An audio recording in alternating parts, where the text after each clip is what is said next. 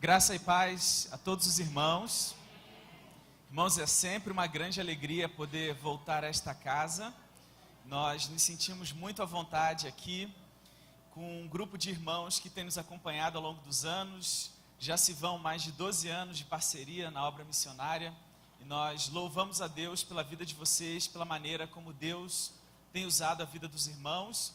E nós nos sentimos como que uma extensão do ministério de vocês. Nós somos parte daquilo que o Senhor tem realizado aqui na vida de vocês, embora estejamos a alguns quilômetros de distância. Vânia também está comigo, né, nessa manhã. Os irmãos já viram ali, Mateus, Vânia. Nós temos também a minha segunda mãe, minha sogra e meu sogro estão aqui sentados ali ao fundo, podem acenar. Tem um casal também que veio, uma família que veio nos acompanhando, a Gabriela, o Sérgio, a Ana, a Amanda, também o Fábio e a esposa que estão aqui conosco nessa manhã. É um privilégio poder estar com vocês, poder estar em família. E nós gostaríamos nessa manhã compartilhar um pouco daquilo que Deus está fazendo. Embora nós vamos mostrar algumas fotos lá do trabalho, fotos nossas, dos nossos amigos, dos nossos colegas, mas eu gostaria que você se concentrasse naquilo que Deus está fazendo, você percebesse aquilo que Deus está fazendo, apesar de quem nós somos, apesar das nossas limitações, apesar das nossas fragilidades, das nossas incapacidades. O Senhor é bom e Ele tem agido nas nossas vidas. A gente sempre que vem traz algum material, né? Algum livro, alguma coisa para deixar com vocês, para vocês lembrarem de orar por nós. E dessa vez nós trouxemos aqui uns marca-páginas, como esse aqui, por exemplo, que tem uma divulgação de um livro de um lado, mas do outro lado tem uma foto da nossa família. Então, se você puder, ao final do culto, tem uma mesinha em algum lugar aqui nos fundos, você pode pegar esse material gratuitamente, levar para casa, né, colocar na sua Bíblia e lembrar, assim, de orar, de interceder pela nossa família. Nesta passagem pelo Brasil, curta, amanhã a gente já está regressando à cidade de Colômbia, no estado da Carolina do Sul, lá nos Estados Unidos. Então, nessa passagem, nós estamos lançando 2 livros. Um deles é esse aqui, Vida, Ministério e Desafios no Campo Missionário. É um livro que vai tratar de assuntos contemporâneos relacionados à obra missionária. Então, se você deseja compreender melhor a obra missionária, ser equipado, instruído em relação ao trabalho missionário, eu recomendo a leitura deste livro. Ele custa R$35. Eu tenho R$30, perdão. E eu tenho esse aqui também, que é um lançamento, é um material inédito chamado Cerne da Questão, como lidar com a realidade do pecado. Então, se você tem dúvidas sobre lidar com o pecado na sua própria vida, eu gostaria de sugerir, é um livro bastante acessível na sua linguagem, no preço. Ele foi escrito com o objetivo de dar a maior número de pessoas o acesso ao ensino bíblico relacionado ao pecado. O formato dele permite que ele seja um livro de leitura individual, mas também de leitura coletiva, a fim de ser utilizado em grupos pequenos, grupos de estudo bíblico. Se você deseja, então, ter acesso a esses livros, eles também vão estar ao final. Acabei de ver minha mãe também está aqui conosco nessa manhã. Sejam todos bem-vindos. Eu gostaria de convidá-los a abrirem suas Bíblias no livro de Deuteronômio, capítulo 10. Deuteronômio, capítulo 10. Eu vou fazer a leitura de 3 versículos aqui, vou pedir que os irmãos me acompanhem. Deuteronômio, capítulo 10, versículos 17, 18 e 19. Deuteronômio, capítulo 10, versículos 17, 18 e 19. E a palavra de Deus em Deuteronômio, capítulo 10, a partir do versículo 17, nos diz assim: Pois o Senhor vosso Deus é o Deus dos deuses e o Senhor dos senhores, o Deus grande, poderoso e terrível, que não faz acepção de pessoas, nem aceita recompensas, que faz justiça ao órfão e à viúva, e ama o estrangeiro, dando-lhe pão e roupa. Por isso amareis o estrangeiro, pois fostes estrangeiros na terra do Egito. Senhor nosso Deus, nosso Pai, nós te agradecemos por esta manhã, pelo privilégio que temos como igreja de ter comunhão por meio do teu Filho Jesus. Nós te louvamos, Senhor, nós te exaltamos, porque tu és o nosso Deus, tu és o Deus dos deuses, o Senhor está acima de tudo e de todos, e ainda assim o Senhor se importa conosco, e ainda assim o Senhor deseja um relacionamento conosco, e ainda assim, sendo grande, poderoso, terrível, temível, o Senhor deseja nos instruir pela tua palavra. E a nossa oração, o nosso desejo é que o teu Espírito, pela tua graça, fale conosco e nos instrua. É o que nós te pedimos e oramos em nome de Jesus. Amém. Então, gostaria, como eu disse anteriormente, de compartilhar com vocês um testemunho. E depois de 12 anos servindo no continente africano, em diferentes países, Marrocos, Sudão, Quênia, nós entendemos como família que a gente precisava dar uma pausa, e investir algum tempo se qualificando melhor, entendendo melhor a questão do Islã, e a gente precisava recarregar as baterias para então voltar e quem sabe ficar mais uma década e ficar mais algum tempo. E há um ano atrás, em agosto de 2016, nós seguimos para a cidade de Colômbia, lá nos Estados Unidos, para estudar numa universidade que oferece um curso na área de estudos islâmicos, uma universidade cristã. E nós imaginávamos que durante a semana nós iríamos estudar e nos fins de semana, então, nós iríamos desenvolver ministério. E o nosso ministério seria trabalhar com igrejas brasileiras lá nos Estados Unidos, porque em 2012, quando nós passamos pelo país, na cidade de Cambridge, nós recebemos lá o pedido de alguns irmãos, dizendo: olha, nós recebemos tantos muçulmanos aqui, que vêm para estudar em Harvard e na MIT, que vêm estudar, e vindos de países como a Arábia Saudita, o Catar, Emirados Árabes, e nós não sabemos como alcançar esses muçulmanos com o Evangelho. Por que vocês não vêm e nos ajudam e nos treinam para que nós possamos então alcançar os muçulmanos? Na época nós estávamos no Sudão, Ficava meio contramão sair do Sudão e ajudar os irmãos ali nos Estados Unidos. Então dessa vez nós pensamos, já que vamos ficar lá um período de estudo, nos fins de semana nós vamos então nos dedicar ao treinamento de igrejas brasileiras. No entanto, irmãos, Deus tinha planos diferentes para nós. Ele tinha uma agenda que nós não podíamos imaginar, e o Senhor tem realizado os seus planos ao longo do nosso tempo ali na Carolina do Sul. Mas voltando os nossos olhos ao texto, o Senhor se apresenta a nós aqui em Deuteronômio capítulo 10, no versículo 17, como o Senhor, que é Deus dos deuses. Ele está acima de todos os deuses, Ele é o Deus, o único Deus, o Senhor dos senhores.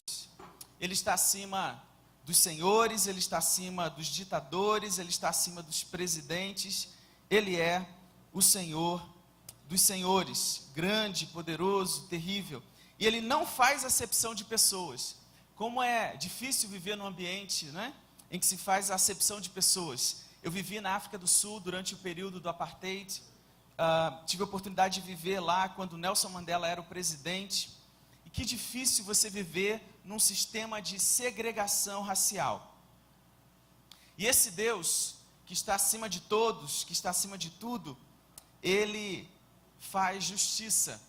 E o texto vai dizer aqui: faz justiça ao órfão e à viúva. 3 grupos são mencionados aqui no versículo 18. O órfão, a viúva e o estrangeiro.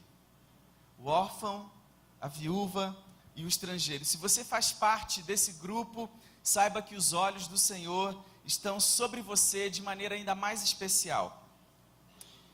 E a instrução que nós recebemos no versículo 19 é que por isso, porque Deus ama o estrangeiro, dando-lhe pão e roupa, provendo para as suas necessidades, nós também devemos amar ao estrangeiro. Porque fomos estrangeiros, porque fostes estrangeiros na terra do Egito. diz o Senhor ao povo de Israel. Vocês foram estrangeiros, foram depois reassentados aqui nesta terra, e agora vocês devem ser misericordiosos em relação aos estrangeiros. Vocês devem acolher o estrangeiro na terra em que vocês agora habitam, em que agora vocês possuem. Nós recebemos instruções semelhantes como igreja do Senhor, e curiosamente a nós igreja, nós somos descritos como peregrinos e forasteiros pelo apóstolo Pedro. Peregrinos e forasteiros, pessoas que estão como que refugiados, pessoas que não têm neste mundo uma morada definitiva. E o apóstolo Paulo vai dizer que a nossa morada está nos céus. Assim, nós não temos uma morada definitiva nesta terra. Por mais que nós temos o privilégio, de viver, ou o desafio de viver no Brasil, apesar de sermos brasileiros, nós não temos o Brasil como nossa terra definitiva. O Brasil é a nossa morada passageira, porque a nossa morada definitiva está na eternidade. E desse modo, nós poderíamos dizer, então, que nós somos todos refugiados. É interessante que o Departamento de Refugiados da ONU, a agência da ONU para os refugiados, classifica os forasteiros e peregrinos, os refugiados, em dois grupos, como aqueles que estão deslocados e aqueles que foram assentados ou reassentados. Nós, como brasileiros, somos aqueles refugiados que fomos assentados no Brasil e que somos convidados a acolher aqueles que estão por aí peregrinando, que estão deslocados. Chegando em Colômbia, o Senhor nos conectou com refugiados sírios e iraquianos. Como eu disse anteriormente, nós não tínhamos nenhuma pretensão de desenvolver esse trabalho. Nós chegamos na cidade sem conhecer ninguém, sem conhecer uma igreja local, e começamos a orar para que Deus nos concedesse relacionamentos ali, para que Deus nos conduzisse até uma igreja. Nós recebemos um convite para visitar uma igreja que estava passando por um processo de reestruturação. A igreja tinha apenas 11 membros, o pastor havia assumido há pouco tempo o ministério naquela igreja, e ele havia trabalhado como missionário na Turquia entre muçulmanos. E havia também um presbítero que havia trabalhado por alguns anos no Paquistão também com muçulmanos. E esse é o tipo de gente que a gente gosta de andar, de estar próximos, e nos interessamos e fomos visitar essa igreja. E conhecendo a igreja, os irmãos, eles mandaram alguém para nos buscar. Nós não tínhamos carro ainda, a locomoção ali, se você não tem um veículo, é muito difícil, em algumas situações impossível. Então eles enviaram um carro para nos levar até a igreja, aceitamos a carona e conhecemos os irmãos nos conheceram, e logo nós descobrimos que a igreja estava para iniciar um trabalho entre refugiados ali. Mas havia um grande desafio. O desafio era que não havia ninguém na igreja que falasse árabe. E entre os refugiados não havia ninguém que falasse inglês. E os irmãos não sabiam como iriam iniciar esse trabalho. Eles ouviram falar desse grupo de refugiados através de uma agência de reassentamento de refugiados lá nos Estados Unidos. Os refugiados estavam pedindo ajuda, eles precisam aprender a língua para conseguirem um emprego, para tirar a carteira de motorista, para desenvolverem uma vida normal no país. E quando então a igreja, o pastor soube que nós havíamos trabalhado no Marrocos e no Sudão, e ali nós havíamos aprendido o árabe, eles nos pediram socorro. Pediram, por favor, venham nos ajudar, nós precisamos muito da ajuda de vocês, a fim de que a gente inicie esse trabalho, inicialmente com uma família, com um grupo de 4 famílias sírias. E tem algumas imagens, então, para compartilhar com vocês, lá de Colômbia. A primeira imagem a seguir é uma imagem da igreja, um pequeno grupo de irmãos ali, com uma série de limitações, mas muito desejosos de acolher esses refugiados muçulmanos e de comunicar o evangelho, de comunicar o amor de Deus para eles. Nós nos juntamos a eles, iniciamos o trabalho. A próxima imagem os irmãos vão ver, aí o primeiro dia, o grupo nos pediu para que nós fôssemos à frente e fizéssemos uma saudação para esse grupo de refugiados, fizéssemos alguns anúncios e dessemos então as boas-vindas para eles. Lá ao fundo uma mesa onde as mulheres estão reunidas, mas aqui o grupo de homens. Curiosamente, irmãos, pessoas que até esse dia aí nunca tinham tido acesso a uma igreja. Pessoas que jamais tinham tido a oportunidade de ouvir o Evangelho uma única vez em suas vidas. Homens e mulheres refugiados que deixaram a Síria, viveram temporariamente num campo de refugiados, alguns ficaram na Jordânia, outros no Líbano, e depois de alguns anos vivendo em campos de refugiados, estão sendo reassentados lá nos Estados Unidos. Próxima imagem é a gente dando aula de inglês. Nós temos classes de inglês na igreja funcionando nos domingos, no período da tarde, só que alguns maridos, alguns esposos começaram a trabalhar e enfrentavam dificuldades para frequentar as aulas de inglês, e nós passamos então a oferecer aulas de inglês também nos lares, de uma forma particular para aqueles que não podem frequentar. O grupo foi crescendo, a gente passou a receber também alguns iraquianos, e hoje nós temos cerca de umas 10 famílias que nós atendemos toda semana, não só nos fins de semana com aulas de inglês, mas ajudando durante a semana em várias necessidades, transportando gente de um lugar para o outro, ajudando a traduzir consultas médicas, ajudando as crianças com o trabalho de casa. Então, uma série de atividades que nós desenvolvemos ali. Os irmãos já viram o alfabeto árabe como ele é escrito, né? Então, uma dificuldade que eles tinham é que não adiantava usar um livro com frases em inglês, porque para eles era grego. Então, a gente usa muitas figuras, onde a gente dá a palavra para eles em inglês, quando há necessidade a gente dá a tradução da palavra em árabe. Mas a gente dá a palavra e vai relacionando com as imagens ou com os objetos. Um desafio no ensino da língua, principalmente para a Vânia, é que várias das mulheres não foram alfabetizadas nem mesmo em árabe, a sua língua materna. Então os irmãos imaginem elas aprendendo, sendo então alfabetizadas numa segunda língua. Próxima imagem, mostrar aí uma família muito querida, é a família que nós estamos mais próximos lá. Nesse dia eles vieram em casa para comemorar o aniversário da Vânia, e eles são da cidade de Raqqa, na Síria. O Fábio que está aqui conhece, né? O Fábio enviou alguns vídeos para eles no desejo de expressar o amor pelo povo sírio. Ele enviou alguns vídeos no WhatsApp, e aí eu compartilho com o Abu Muhammad e a sua família. Aí eles mandam um vídeo em árabe, eu traduzo para o Fábio, e essa é uma das famílias. Raqqa é a capital do Estado Islâmico na Síria. Um contexto extremamente desafiador para essas pessoas. A próxima imagem, uma outra família que veio de Mossul, a capital do Estado Islâmico no Iraque. Então, famílias vindas de contextos extremamente desafiadores, pessoas que enfrentaram muito sofrimento. Irmãos, hoje a gente até evita perguntar sobre as suas famílias. Eles contam os horrores da guerra, a brutalidade do Estado Islâmico, e a gente perguntava, né, como está a sua família na Síria? Só que as histórias, irmãos, que eles contavam, extremamente constrangedoras, embora eles tenham a necessidade de falar, de contar o que viram, os traumas pelos quais eles passaram, mas é extremamente desafiador. Eu me lembro que uma vez eu perguntei, como está? Eu perguntei para a família anterior, a família de Raqqa, como que está a sua família na Síria?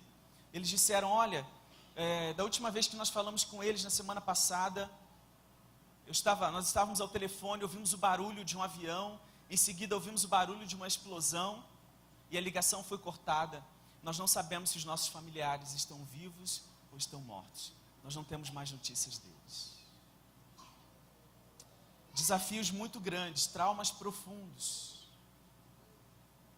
Trauma do que eles viram durante a guerra. Trauma do período, aquela família passou 5 anos num campo de refugiados. Durante 5 anos, os filhos não tiveram oportunidade de ir à escola. Alguns nasceram no campo de refugiados. E as dificuldades que eles enfrentam pelo fato de terem deixado alguns dos seus familiares para trás. Pessoas que precisam do nosso acolhimento, das nossas orações. Próxima imagem, aí foi no aniversário da Fátima, essa que está bem no centro aí com o véu vermelho. E eles dizem, olha, inicialmente eles perguntavam, vocês também são refugiados? E aí, né, a cor da pele, a barba. Então, a gente diz, olha, nós somos todos refugiados, né? Somos todos peregrinos e forasteiros. Estamos todos de passagem por essa terra. E quando eles descobriram que nós não tínhamos família lá, eles disseram, já que vocês não têm família aqui como nós seremos a família de vocês. E aí nós dissemos, e vocês serão, nós seremos também a família para vocês. E aí, curiosamente, quando tem um aniversário entre eles, né, a gente participa. Quando tem um aniversário na nossa família, eles também vêm à nossa casa. Queriam fazer o aniversário do Mateus lá, mas vai ser o dia que a gente está chegando de viagem. São pessoas muito queridas. E o que eles estão dizendo agora, irmãos, é que a comunidade muçulmana lá em Colômbia não os recebeu. Porque eles dizem que os outros muçulmanos têm medo de se associarem a ele para não levarem a fama de que estão associados com o Estado Islâmico. Mas eles têm dito, sabe quem são as pessoas que bebem café conosco? Sabe quem são as pessoas que frequentam a nossa casa? Os cristãos. O único lugar para onde nós vamos, o único lugar que nós visitamos é a igreja. Pessoas que chegaram nos Estados Unidos com medo de serem discriminadas pelos americanos, pelos cristãos, mas que agora estão sendo acolhidas, que agora estão tendo a oportunidade de recomeçarem a sua vida ali. A próxima imagem, aí, né, através dos relacionamentos que a gente vai construindo, vida na vida, nós vamos de uma forma criativa compartilhando o evangelho com eles, sem entrar em muitos embates teológicos entre o cristianismo e o islamismo, mas provendo para eles um ambiente de comunhão, onde a gente vai automaticamente, naturalmente, aplicando as escrituras para eles. Então, quando surge alguma necessidade de alguém que quer tirar a mãe lá da Síria para enviá-la como refugiada para a Turquia, a gente senta e ora. Quando uma das esposas está enfrentando dificuldades com os traumas que ela carrega, a gente senta, compartilha um texto bíblico e ora. E é assim que a gente tem procurado alcançar, compartilhar o evangelho com essas pessoas. Próxima imagem, falar um pouco sobre as ações de misericórdia que a Vânia tem liderado lá. O inverno americano chegou meses atrás, no final do ano passado, e a Vânia começou a perceber que as crianças iam para a igreja, nas aulas de inglês, com camisas de manga curta, muito finas, e que estavam sofrendo com frio. Um dia ela perguntou para uma das mães, não seria bom elas irem para casa pegar roupa de frio? E a mãe disse, nós não temos roupa de frio. Então a Vânia mobilizou alguns irmãos lá, aqui no Brasil também, e nós conseguimos algumas doações de casacos, cobertas, a tal ponto, irmãos, que hoje lá na igreja nós temos uma sala onde são guardadas as doações de roupas, calçados, utensílios domésticos. Então, quando chega um refugiado novo, ele pode ir até a igreja e pegar aquilo que ele precisa para suas necessidades imediatas. A Vânia organizou também um chá de bebê, talvez 1 mês e meio atrás, 2 meses, para uma das esposas do Iraque que estava grávida, e ali, essa foto à sua direita, é parte da doação também que a gente conseguiu de fraldas, lenços umedecidos, para aquela família que tinha necessidades. E assim a gente tem tentado abraçar, acolher e compartilhar o evangelho com eles. E hoje eles têm 2 modelos. Eles olham para um lado e veem o Estado Islâmico com toda a sua brutalidade, matando cristãos, yazidis e até mesmo muçulmanos.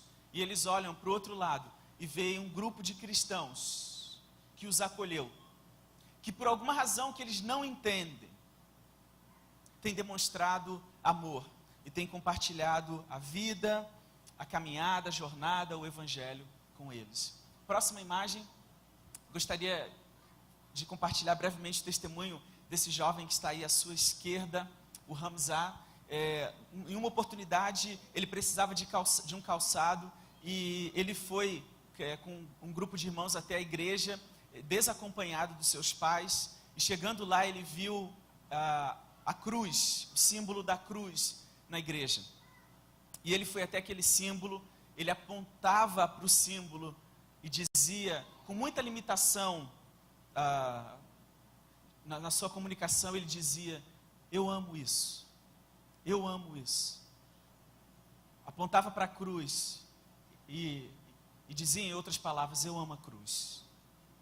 Sem entender muito bem o que estava acontecendo, o pastor se aproximou, abraçou e orou com ele. E o que eu quero dizer para vocês, a partir dessa história, é que o Senhor está se movendo entre os sírios e iraquianos lá em Colômbia. O Senhor está fazendo uma obra no coração deles, que nós mesmos não temos a dimensão, que a gente não tem a compreensão exata daquilo que Deus está fazendo, mas o Senhor está fazendo. E o nosso grande alvo é que ao final do nosso período, no ano que vem, eles já estejam num nível de inglês, que eles possam desenvolver suas atividades normalmente, que eles possam ter uma experiência com o Evangelho, terem suas vidas transformadas pelo poder de Deus, e possam ser instrumentos do Senhor, instrumentos nas mãos de Deus, para que outros refugiados também sejam alcançados para a glória do Cordeiro. Durante a passagem aqui pelo Brasil, nós recebemos um e-mail de 2 famílias do Afeganistão, que chegaram lá em Colômbia, refugiadas, e que precisam de ajuda, que precisam também ser acolhidos, estão pedindo ajuda. Só que é mais do que a gente pode fazer. A gente já não tem mais condições de abraçar mais famílias, de incluir mais famílias, a menos que o Senhor envie mais obreiros, mais pessoas para nos ajudarem nesse trabalho. E me parece que tem ainda uma última imagem, a imagem do carro. Eu gostaria de concluir aqui os slides com um testemunho do carro. Nós chegamos lá sem carro, como eu disse, a gente não podia sequer ir à igreja, e ficamos orando para entender até mesmo se a gente deveria comprar um carro ou não, ou se Deus iria agir de uma forma inesperada. E enquanto nós orávamos, nós compartilhamos a necessidade na nossa carta de oração, em português e também em inglês. E a nossa carta de oração, para encurtar a história, chegou até um empresário americano que tinha alguns carros. E ele disse: olha, tem um carro aqui que eu não estou usando, e eu gostaria de abençoar esses missionários. Ele saiu do estado da Dakota do Sul, dirigiu 22 horas, o carro chegou na porta de casa. O carro chegou primeiro por e-mail, numa foto. E eu lembro, irmãos, quando eu vi a foto do carro e a descrição, eu falei: Senhor, nós somos uma família de 3. Se o Senhor nos enviasse um carro com 3 lugares, já atenderia a nossa necessidade. Agora, por que um carro com 7 lugares? E aí nós entendemos, alguns dias depois, que Deus não estava dando carro somente para a nossa família. Deus estava nos dando um carro para a nossa família e também para atender a necessidade dos refugiados ali em Colômbia. Louvado seja o nome do Senhor. Glória a Deus. Louvado seja o seu nome. Louvado seja o nome do Senhor. E para nossa surpresa, irmãos, o mês que nós chegamos em Colômbia foi o mês de agosto do ano passado. Foi o mesmo mês que o pastor, que era missionário na Turquia, assumiu o ministério da igreja. E foi o mesmo mês que os refugiados sírios desembarcaram em Colômbia. De forma que Deus estava fazendo convergir todas as coisas. Antes mesmo da nossa chegada lá, Deus já estava preparando todas as coisas para que essas pessoas fossem acolhidas, amadas, alcançadas com o Evangelho. Isso me faz refletir de que a obra é de Deus, de que Ele é o maior interessado em trazer de volta as nações que se perderam em Adão. Ele é aquele que está reconciliando o mundo consigo mesmo, mas Ele deseja também nos envolver nessa tarefa, Ele deseja nos envolver nesse propósito, na sua missão. Quando nós nos colocamos à disposição dEle, quando nós estamos dispostos a obedecer, o Senhor, pela sua graça, nos usa para a sua glória e para a alegria das nações. A obra missionária é um daqueles ensinos, ou a tarefa da grande comissão, ou a tarefa da evangelização mundial, é um daqueles ensinos, irmãos, em que não há dúvidas a respeito. Existem ensinos que muitas vezes nós abraçamos que são questionáveis, que são polêmicos, mas a tarefa da evangelização mundial está escancarada nas Escrituras. repetida em todos os evangelhos. Você abre ali o final, as últimas páginas de cada evangelho, e você vê o Senhor reafirmando: ide por todo mundo e pregai o evangelho a toda criatura. Você abre o livro de Atos e nós recebemos a promessa de que receberíamos o Espírito Santo para nos tornarmos testemunhas do evangelho, em testemunho a todas as nações. As cartas de Paulo, que são elas? Senão uma comunicação de um missionário que plantou igrejas e que agora está se comunicando com essas igrejas que foram plantadas como fruto do trabalho missionário. Do livro de Atos ao livro de Apocalipse, nós encontramos o Senhor trabalhando para reconciliar consigo mesmo as nações. E alguém já disse, um pastor muito querido, pastor Edson Queiroz, falecido, ele já disse que se Deus não tivesse nos mandado pregar o evangelho em testemunho a todas as nações, né? Se o Senhor Jesus não tivesse nos dado a tarefa da grande comissão, esse seria um trabalho que nós realizaríamos com todo vigor, porque nós somos mestres em fazer aquilo que Deus não nos pediu, mas resistimos em obedecer aquilo que o Senhor Jesus nos ordenou, nos mandou fazer. Não há razão para evitar a tarefa da evangelização mundial. Não há razão, não há nada que justifique nós ignorarmos os mais de 6.000 povos que não tiveram ainda uma oportunidade de ouvir o evangelho. Isso não deve sugerir para nós que missões é só nos confins da terra. Isso não deve sugerir para nós que nós não devemos cuidar daqueles que estão aqui próximos de nós. Mas isso deve abrir os nossos olhos para essa realidade de que existem mais de 6.000 etnias, mais de 6.000 povos que vivem na mesma condição daquele grupo que chegou lá em Colômbia. Pessoas que até então nunca tinham tido uma oportunidade porque o evangelho não estava disponível para eles.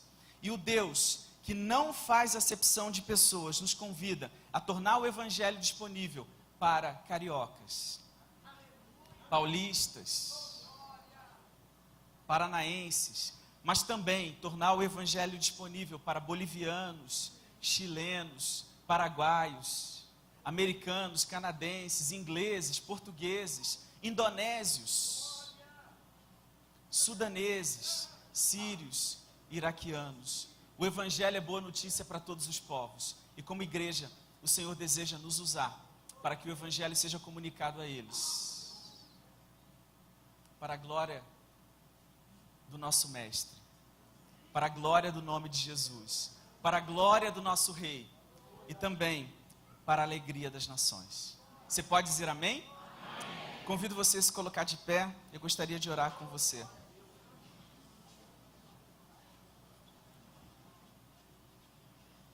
Senhor nosso Deus, nosso Pai, aqui estamos nessa manhã com o coração agradecidos por aquilo que o Senhor tem feito entre as nações, por aquilo que o Senhor tem feito na vida de refugiados, sírios, iraquianos e na vida de tantos outros povos. Eu te agradeço, Senhor, pela vida dessa igreja, pela obediência desses irmãos, pelas ofertas mensais que têm chegado para nós lá em Colômbia e tem nos dado a oportunidade de nos manter como missionários e também de investir no ministério, de repartir os recursos com aqueles que precisam, Senhor, ouvir o evangelho e serem alcançados pela tua palavra. Eu te peço, a Deus, que o Senhor continue falando ao coração da tua igreja. Eu te peço que aqui o Senhor continue distribuindo vocações, que o Senhor continue levantando jovens, homens, mulheres, crianças, idosos, dispostos, Senhor, a participar da tua obra, a se envolver no teu reino e a ser instrumento de glorificação do teu nome. Muito obrigado, Senhor, porque muitas vezes quando o Senhor nos desperta, muitas vezes quando o Senhor nos leva a pessoas e a lugares, é em resposta àquilo que o Senhor já está fazendo, em resposta àquilo que o Senhor deseja fazer. E eu te peço que o Senhor continue desafiando o coração da tua igreja a fazer mais, a se dedicar mais, a participar mais, Senhor, para a glória do teu nome, porque o Senhor deseja ser glorificado, o Senhor deseja ser exaltado, e o Senhor deseja nos dar o privilégio de sermos participantes da tua obra.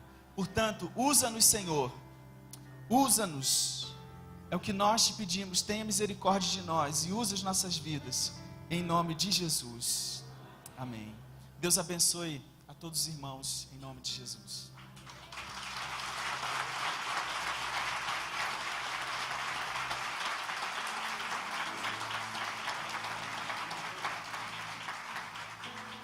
Escreve aqui uma dedicatória, que aí na sua partida vai valer muito mais.